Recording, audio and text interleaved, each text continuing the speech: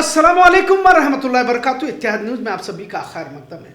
मुल्क की सतह पर चर्चा हो रही है तो बेलगाम जिला हुलकट्टी देहात में राम सेना के कारकुनों की जानिब से की गई घिनौनी हरकत की पर मुल्क की सतह पर तो चर्चा हो रही है, लेकिन बेलगाम जिला या फिर कर्नाटक में खामोशी देखी जा रही है। क्या राम सेना की जानिब से किसी तरह का दबाव डाला जा रहा है? क्या राम सेना के कारकुन इस हरकत में मुलव्विस होने पर खामोशी इख्तियार की जा रही है, यानी कि एक खामोश मोहब्बत उनकी तरफ है? हासिल इत्तला के मुताबिक कुछ लोगों को इस पर खबर को वायरल न करने की बात राम सेना की जानिब से कही गई, ऐसा भी बताया जा रहा है। इस वारदात में मुलव्विस जो 3 लोग हैं उन्हें जेल में बंद कर दिया गया, पर बात महज एक कोशिश मुस्लिम हेडमास्टर को हटाने के लिए की गई और बच्चे अब खतरे से बाहर है कहकर नजरअंदाज नहीं किया जा सकता। पर पता नहीं, एक तरह का सन्नाटा देखने को मिल रहा है। वाकई अगर इंसानियत के पस मंजर में देखा जाए तो जिस वारदात को अंजाम देने की कोशिश की गई, इसे किसी हाल में माफ नहीं करना चाहिए।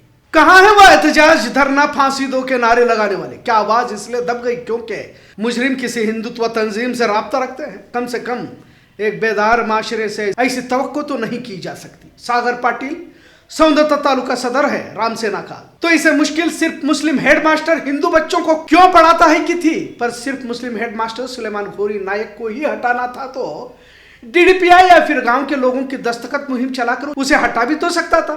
उसे बच्चों की जान से खेलने की क्या जरूरत थी? बहरहाल अगर इस तरह की दिगर वारदातों पर नजर डालने से इससे पहले भी इस तरह की वारदातें पेश आई, लेकिन वहां पर मामले कुछ अलग नजर आ रहे। लेकिन यहां धर्म की बुनियाद पर इस तरह का नफरती खेल खेला गया। गढ़वा विश्रामपुर रेहला में मुकीम कस्तूरबा गांधी हॉस्टल में खाना न खाने से, खाना खाते तो मर जाते, लेकिन खाना न खाने से 170 बच्चों की जान बच गई। सिर्फ एक लड़की जिसका नाम हसबुन खातून ने पहले खाना खाया, जिसकी हालत नाजुक हो गई। बाद में मालूम हुआ कि वार्डन और रसोई यानी पकाती के बीच का झगड़ा जहर मिलाने तक पहुंच गया।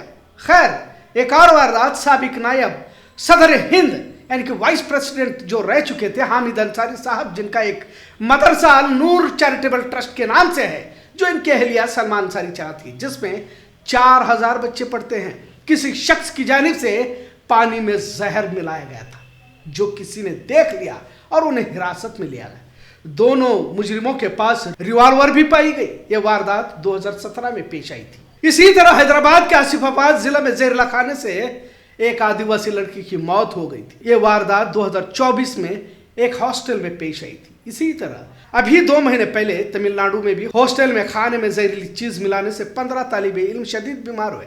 खैर, ऐसी कई वारदात इससे पहले भी पेश आई है, पर उन कहानियों का पस मंजर कुछ अलग था। पर जो हरकत बेलगाम हुलकट्टी में पेश आई वो शर्मनाक इसलिए कहा जा रहा है क्योंकि स्कूल के बच्चे छोटे हैं। इन मासूम बच्चों को तक जान से मारने की तक कोशिश करना ये बहुत ज्यादा तकलीफ दे, और उससे भी ज्यादा तकलीफ अवाम की खामोशी पर है, कहा जाए तो गलत न होगा। पुलिस ने कार्रवाई की, 3 अफराद हिरासत में भी लिए और साथ में राम सेना का जिम्मेदार ही इसका असल मास्टरमाइंड था, यह भी मालूम हुआ। पर बच्चों की जान लेने वाले से आखिर मोहब्बत क्यों और किस बुनियाद पर कुछ लोगों को यह मोहब्बत उबल कर पेश आ रही है, यह समझ से बाहर है। यकीनन अगर सोचते हैं तो ताज्जुब लगता है। अगर यही सोच इस हद तक पहुंच चुकी है तो इस माशरे का कुछ भला होने वाला नहीं है। कर्नाटक के वजीर आला सिद्धरामैया ने कहा कि बसवेश्वर की सरजमीन पर इस हद तक नफरत पनपना सही है क्या? मुझे यकीन नहीं हो रहा कि कुछ नफरती इस हद तक भी पहुंच सकती है। यकीनन सिद्धरामैया ने अफसोस का इजहार भी किया और मजम्मत भी की, पर राम सेना पर पाबंदी की मांग क्यों नहीं की? क्योंकि राम सेना का मुखिया प्रमोद मुतालिक कुछ नफरती बयान देकर अपना मकसद तो हासिल करने की कोशिश हमेशा करता रहता है। सभी जानते हैं कि गोरक्षा भी अब एक कारोबार बन चुका है और इसमें ज्यादातर राम सेना के ही लोग मुलव्विस होते हैं।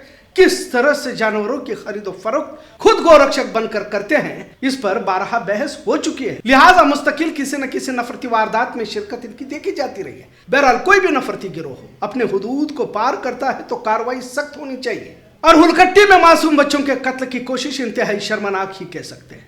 पर फिर एक बार कहता हूं कि आवाम की खामोशी और हुकूमतों का डूलमोल रवैया क्या पैगाम दे रहा है? आज बेलगाम मुस्लिम मुत्तहिदा मंच और हिंदी उर्दू जर्नलिस्ट एसोसिएशन की जानिब से डीसी दफ्तर में जाकर राम सेना पर पाबंदी की मांग की गई। वारदात को पेश आए वैसे भी 20 दिन हो चुके हैं।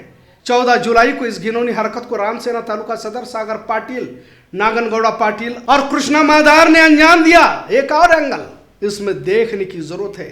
कृष्णा मादार जो पिछड़ी जाति से आता है। कैसे मुस्लिम मुखालिफ कामों में इन लोगों को इस्तेमाल किया जाता है, और यही मनुवादियों की चालाकी है।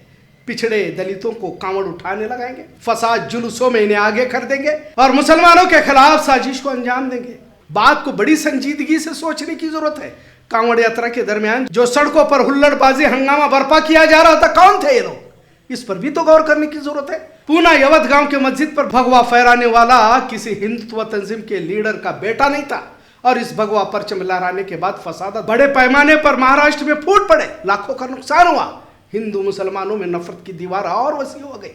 कहने का मतलब, इन तमाम वारदातों से किसको फायदा होता है? महंगाई को बढ़ाया, बेरोजगारी को बढ़ाया, बेरोजगारी ने फसादी बनाया, और हुकूमतें चाहती हैं बेरोजगारी बढ़ जाए ताकि इस तरह की हरकतों को अंजाम देने वाले नफरती चिंटू समाज में बड़े पैमाने पर चहल पहल करने लगे। यूपी में हजारों स्कूल बंद हो चुके हैं। जब बच्चे स्कूल नहीं पढ़ेंगे तो कल को यही बच्चे दंगाई बन जाएंगे। तभी तो स्कूल के गेट बंद करके सियासी लीडरों के दरवाजे खोले जाते हैं। सियासी पार्टियों के परचम थामकर जुलूसों में भेजकर मस्जिदों पर भगवे परचम लहराए जाते हैं। और जब नफरत सर चढ़कर बोलने लगती है तो अपने खुद के ही मजहब के छोटे बच्चों को एक धर्म की नफरत में मारना इन्हें मुश्किल नहीं लगता।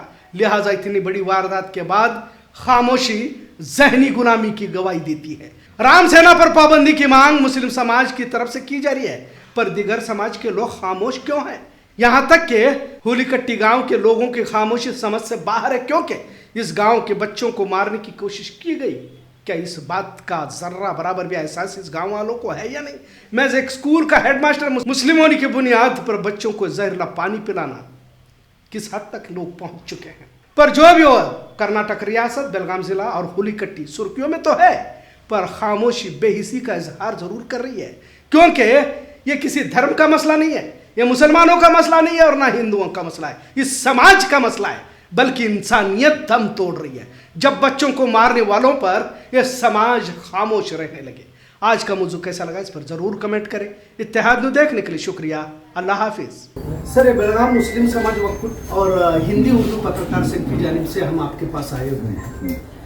आए दिन पूरे रियासत में और खासकर बेलगाम जिले में भी कई सारी वारदातें पेश आ रही है। खासकर जिस तरह से राम सेना है, बजरंग दल, RSS की तरफ से जो तकलीफें परेशानियां पेश आ रही है, और ये जो वारदात पेश आई है वो इंतहाई इंसानियत को शर्मनाक करने वाली है।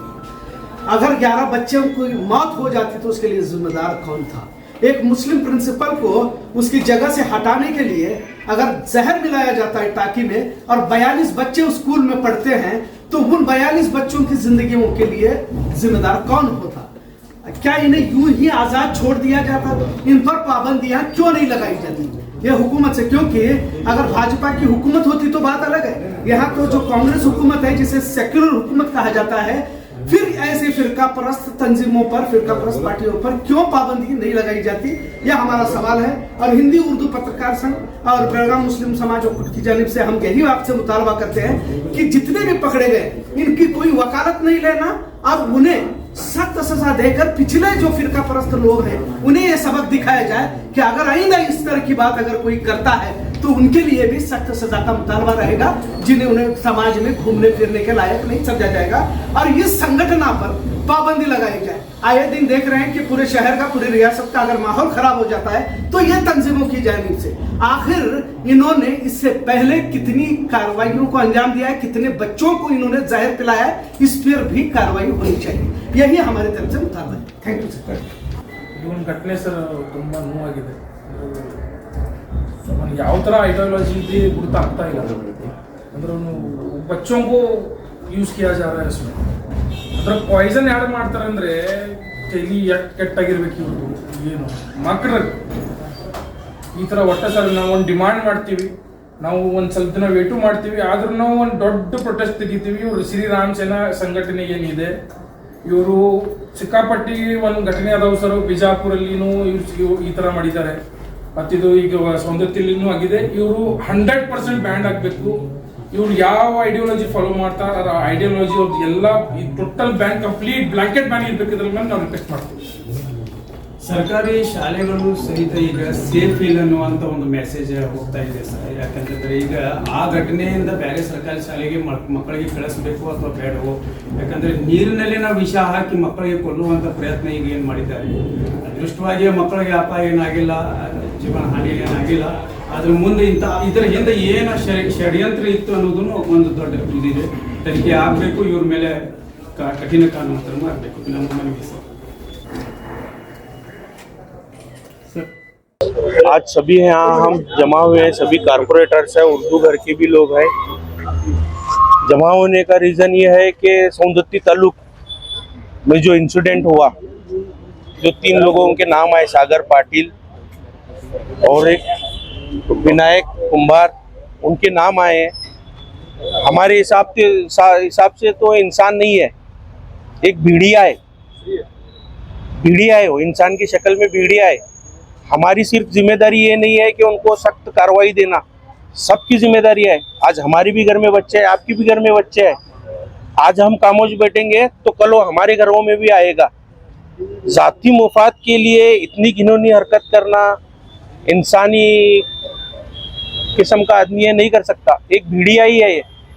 तो हम सभी कारपोरेटर्स और सभी ये लेके जाके सोशल वर्कर्स मेमोरेंडम दिए हैं कि उनके ऊपर सख्त से सख्त कार्रवाई हो। इनको उम्र कैद की ही सजा ही होनी चाहिए कि दूसरा इसके बारे में कोई सोचना भी नहीं पाए।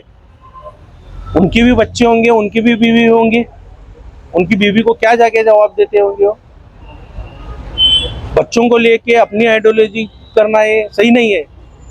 हमारे तरफ से जो कुछ बंद होता है, सरकार को जो कुछ देने का है, हम कारपोरेटर्स भी देते हैं, हमारे एमएलए साहब को भी बोलते हैं